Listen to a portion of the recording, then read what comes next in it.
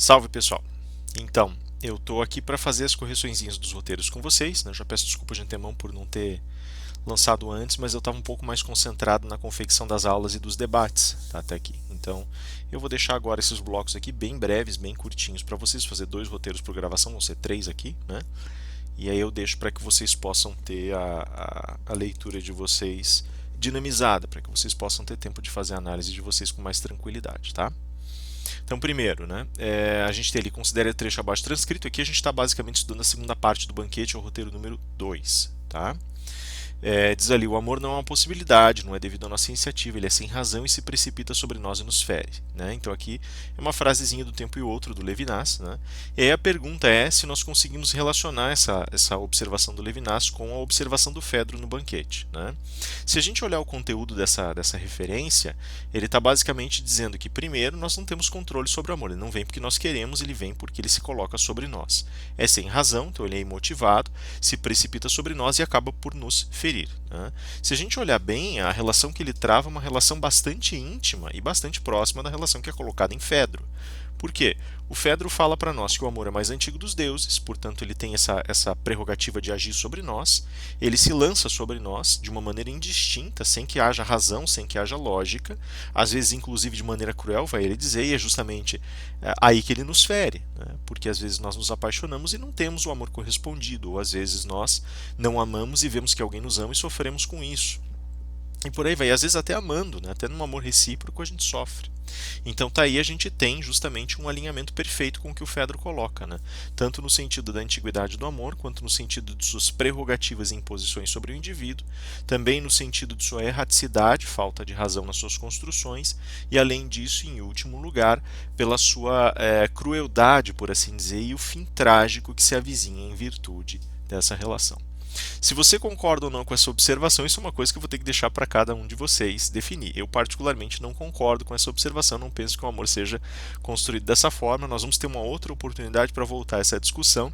Eu vou deixar para essa outra oportunidade reflexões mais adequadas e mais instrumentais sobre isso. Basta, por enquanto, dizer voltar aquela sentença que eu coloquei para vocês, né? Quando você ama alguém, você não dá para essa pessoa o que você quer, você descobre e entrega para ela o que ela precisa. Né? Que significa que o amor tem muito mais de racional, muito mais de estruturado, talvez muito mais de controlado e muito mais de escolha do que a gente costuma pensar. Né? Eu me alinho mais com o pensamento kierkegaardiano, por assim dizer, na realidade não é bem isso, mas né? Kierkegaard fala lá pelas tantas, o amor na realidade é uma obrigação. A gente tem uma sentença que é carnal que diz: tu deves amar, né? O teu próximo como você ama a você mesmo, como tu amas a ti mesmo. Então esse tu deves é uma imposição, e essa imposição ela é construída como um hábito na alma, mas isso fica para um outro momento, tá? E aí nós temos a segunda questão. Considere o trecho abaixo transcrito, esse aqui é um trechinho do Byung-Chul Han. Né? O Eros é precisamente uma relação com o outro que se radica para além do desempenho e do poder. Seu modo verbal negativo é não poder poder. A negatividade da alteridade, a saber, a atopia do outro, que se subtrai, de todo e qualquer poder, é constitutiva para a experiência erótica. Veja, ele já lançou aqui como experiência erótica, né? Então ele já usou um termo um pouco mais específico para falar sobre a questão do Eros. É uma relação com o outro, você só ama quando ama o outro, radica-se para além do desempenho e do poder, então ele vai dizer que está além dessas esferas, né? E diz que o seu modal negativo é não poder poder, ou seja, justamente quando você se destitui de poder que você ama. Né? A negatividade da alteridade a saber é a atopia do outro. A atopia significa a ausência de um lugar para o outro ou do outro, né? Que se subtrai, de todo e qualquer poder, é constitutiva para a experiência erótica. Né? Então ele vai dizer basicamente isso para nós. Né? Então ele vai dizer, ele está basicamente criando uma oposição em relação ao amor e aquilo que nós podemos entender como relações de poder. E aí nós lançamos a perguntinha: é possível pensar o amor como relação de poder inverso? Por quê? Veja que é uma distorção do que ele está colocando. Né? Ele nos coloca que a relação ela é uma relação de atopia, de falta, ausência de poder, de não poder poder. Agora a pergunta que nós colocamos aqui é justamente quando nós nos rendemos ao ponto de nós amarmos e nós, portanto, abdicamos de exercer poder ou não podemos exercer poder porque estamos submetidos a um sentimento, né? Será que isso também não pode virar eventualmente uma relação de poder inverso? A resposta mais direta que nós temos para isso é a própria reflexão do Fedro que está lá no começo do texto. Nós podemos dizer que acontece exatamente isso na medida, sobretudo, de nós termos uma relação de poder que está confinada ao limite daquele que é amado, mas não ama e que usufrui disso. Mas se os dois amam, tecnicamente, cessa essa possibilidade e os dois se entregam ao poder do outro sem que ninguém tenha mando ou queira ter mando e sem que ninguém compreenda muito bem o que significa esse abrir mão. Tá? Então aí a gente tem uma resposta possível, mas era uma pergunta de fundo, era uma pergunta reflexiva, então ia depender de cada um de vocês. Né?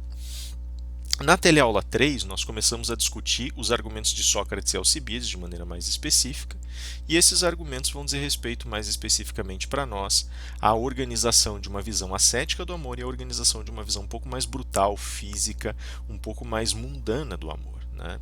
E aí nós colocamos mais duas questõezinhas para vocês. Né? A gente colocou aqui um trechinho mais especificamente do Lacan, falando um pouquinho sobre Agatão, né? E vai justamente falar sobre essa construção do que significa o belo discurso, o Calon Logon, como Agatão vai montar, produzir esse discurso e como esse discurso vai preparar o terreno para a ideia de iluminação socrática. E aí a pergunta para nós ali, né? O ritmo do texto representa uma dimensão cínica e cética de sua produção, permitindo aos participantes do banquete a oportunidade de provocação, complementação, ridicularização, exaltação e enfrentamento de seus pares. De acordo com suas leituras e com o trecho acima, podemos dizer isso também do discurso socrático, sim ou não, e justifique a sua resposta. Né?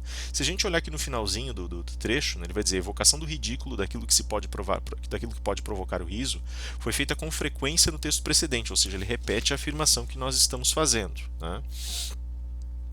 E aí ele vai dizer para nós ali, mas Sócrates não parece absolutamente dizer que seja isso que se trata no momento de sua dialética, né? No momento que sua dialética introduziu um tema para dar a este e aquilo que se espera da iluminação socrática. É de uma discordância que temos a sensação e não de uma pesagem que tenha sido feita exclusivamente para anular o que se formulou no discurso de Agatão. Ou seja, nesse ponto, Sócrates ele efetivamente teria cessado todo tipo de cinismo. Né? Então, tecnicamente, ele não teria sido irônico com Agatão.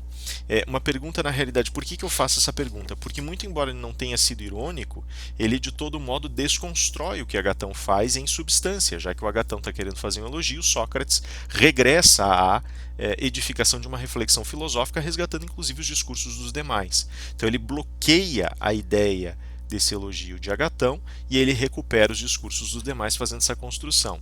De modo que ele, através do seu ceticismo, do seu cinismo, ele não agride nem ataca Agatão, mas ao mesmo tempo ele demonstra a veleidade da produção das palavras belas, e ele insinua algo que só vai ser desenvolvido pelo Platão no Górgias. Como as belas palavras às vezes removem, às vezes nos deslocam da substância mais primordial, que diz respeito especificamente ao belo, bom e justo, portanto ao essencial, e acabam nos fazendo enveredar para uma impressão de beleza, bondade e justiça que ele vai chamar lá para frente de simulacro. Tá? Então seria mais ou menos essa ideia. E aí uma segunda questão relaciona a visão socrática de amor àquela apresentada por Alcibíades, determinando qual das duas é mais verdadeira. Justifique sua resposta. Se a gente for seguir o ritmo do texto das interpretações típicas, evidente é que a visão socrática é a mais verdadeira. Mas se a gente for fazer uma interpretação um pouco mais avançada do texto, se a gente der alguns passos para além desse elemento tradicional, a gente vai ser obrigado a se perguntar se aquela semente do princípio do amor próprio em Alcibíades não desconstrói um pouco e não faz dançar um pouco essa visão socrática que nós tínhamos inicialmente, de modo que fica mais difícil perceber qual é mais real e qual é menos. Lógico que pela visão filosófica, a visão socrática vai ter a primazia. É ela que coloca um processo ascético e através desse processo ascético faz com que o próprio amor à sabedoria se constitua. Agora, Alcibíades entende o que significa amar a si mesmo e amar ao outro e entrar nesse terreno difícil, nesse terreno árduo, em que o amor acaba te envolvendo e por seu envolvimento é vivido e experimentado, coisa que o Sócrates meio que veta na leitura dele, falando sobre uma experiência que é muito mais ideal, uma experiência que é muito mais intelectual, muito mais inteligível do que propriamente aquela experiência vital que nós enfrentamos e cujos filtros nós trabalhamos todos os dias. Vai muito então do olhar que vocês apresentaram, era também uma pergunta de fundo, exemplo da segunda pergunta do texto do roteiro anterior, tá? Então vai muito do olhar que vocês têm a oferecer aí. De novo, eu particularmente entenderia a visão socrática como sendo a mais fiel, mas eu não concordo inteiramente com a visão dele, particularmente isso também é para um outro episódio, para uma outra discussão. Beleza, pessoal? Eu vou deixar vocês por aqui com esse vídeo inicial, então daqui a pouco eu volto aí com mais 2 roteirinhos para vocês fazerem análise, para vocês terem em mãos a correçãozinha, beleza? Muito obrigado, pessoal. Por favor, cuidem-se, não saiam de casa. Deus abençoe a todos. É isso aí, galera. Até mais.